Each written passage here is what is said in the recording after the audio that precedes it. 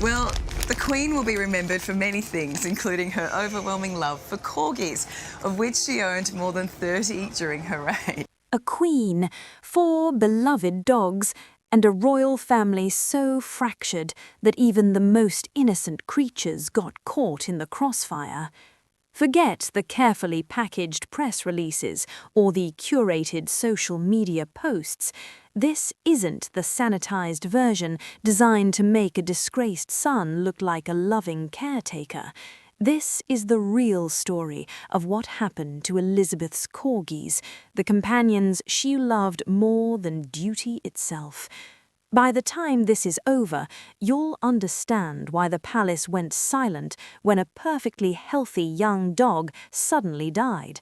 And you'll see why the survivors were used as props in a desperate PR operation that has never fully been exposed.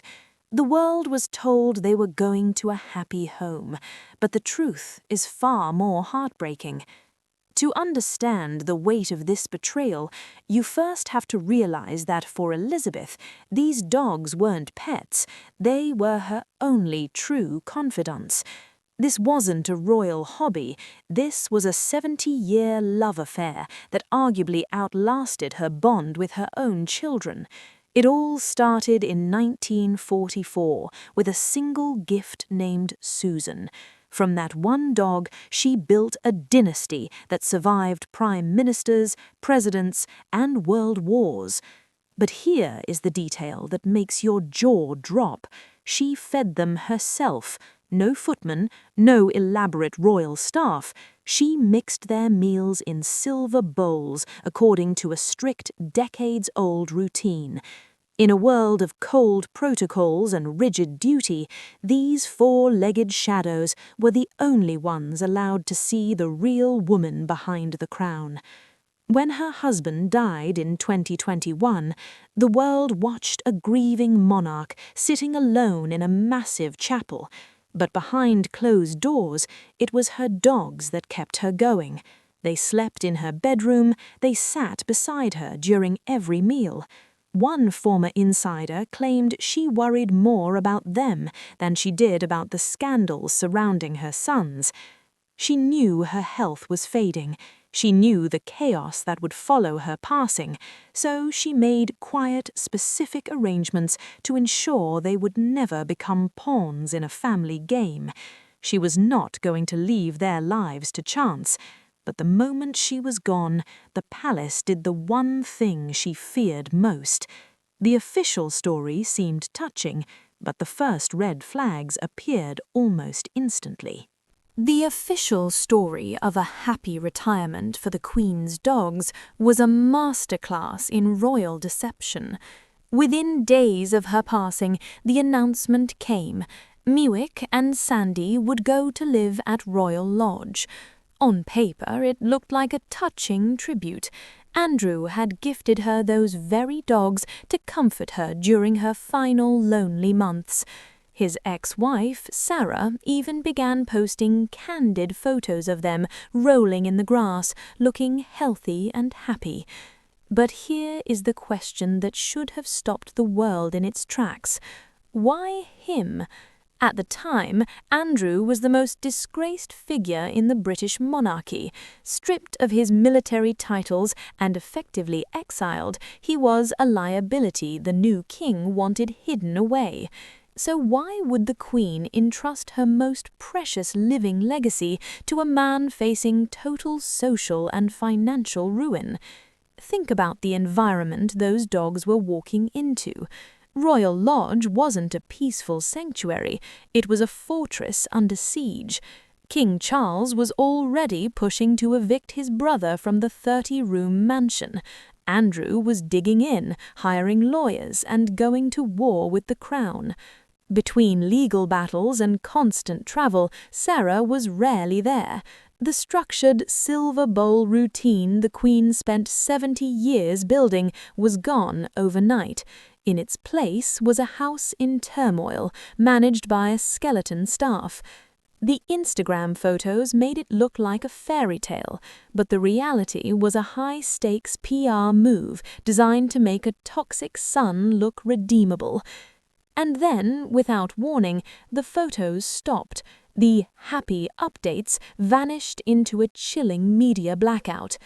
The silence that followed was deafening, and it was hiding a tragedy that would soon stop everyone cold. A 5-year-old corgi in the prime of its life does not just suddenly drop dead without a very dark reason. By early 2023, the carefully staged Instagram photos of the Queen's dogs at Royal Lodge had completely vanished. No more updates, no more rolling in the grass, just a chilling, unexplained silence that signaled something was deeply wrong behind those closed gates. Then, the news that stopped every royal watcher cold. Sandy was gone. Think about the timeline here. Sandy was approximately 5 years old. Corgis are a robust breed that typically live 12 to 15 years. Yet, in October 2023, Sarah posted a brief, almost dismissive social media message saying the dog had passed away. There were no details, no context, no explanation for how a young, healthy animal under the supposed care of devoted royals could simply cease to exist. Was it an accident, an illness, or was it the toxic environment of a house at war? At the time of Sandy's death, the battle over Royal Lodge had reached a fever pitch. Financial pressure was mounting, eviction notices were flying, Andrew was fighting for his social survival, and Sarah was dealing with her own serious health battles. The calm, silver bowl routine the Queen had spent 7 decades perfecting had been replaced by a home in total legal and emotional chaos. Royal experts were baffled. What kind of care were these animals actually receiving, while their owners were distracted by scandal and lawsuits? The palace said nothing, Andrew said nothing. It was a complete media blackout, designed to bury a tragedy before it could damage the family's image any further. But while one dog was gone, the eyes of the world turned to the survivor, Muick, and what happened to him next proved that the original Happy Home story was a total fabrication.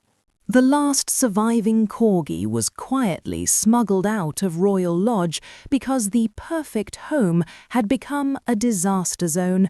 By early 2024, the truth finally leaked out.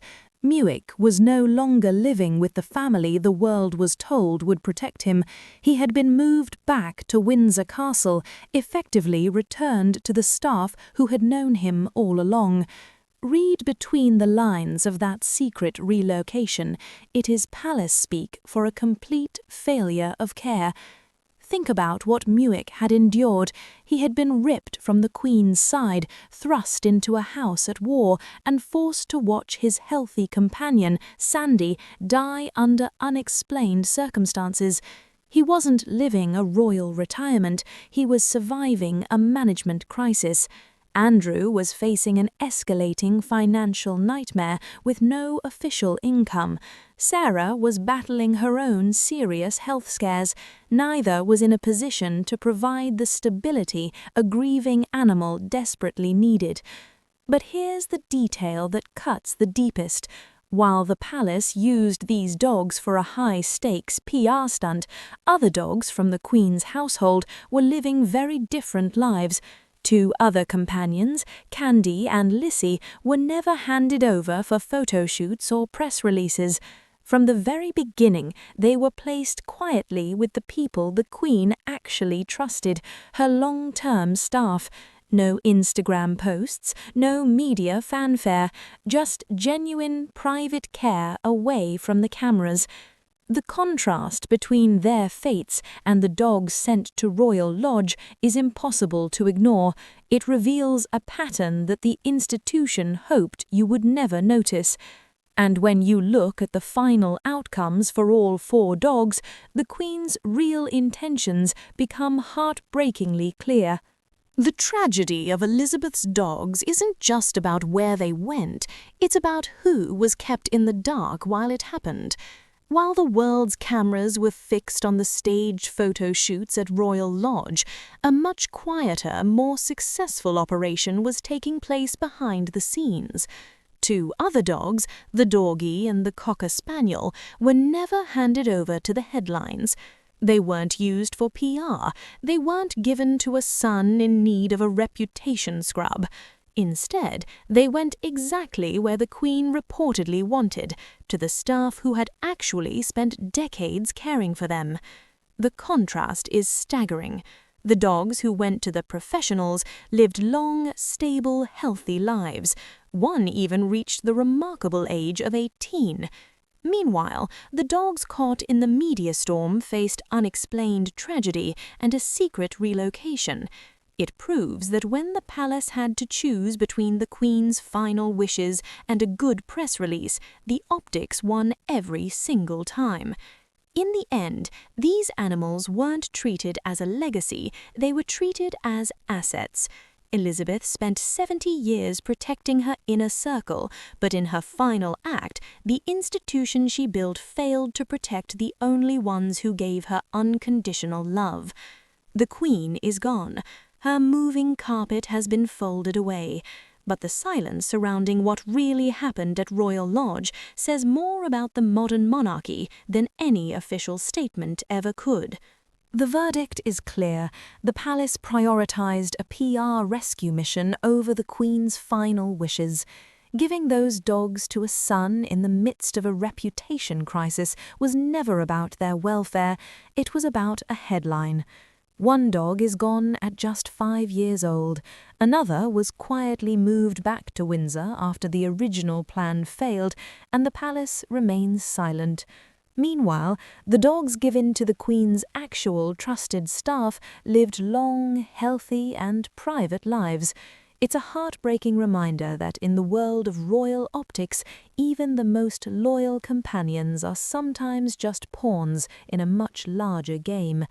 The Queen spent 70 years protecting the crown, but in the end the institution she built couldn't protect the only creatures she truly trusted. So, what do you think? Was the palace being honest about what happened to Sandy? And should those dogs ever have been used to polish a royal image? Drop your thoughts in the comments below. If you want more stories about what really happens behind those palace doors, hit that subscribe button. The Queen may be gone, but the truth about her final companions deserves to be told.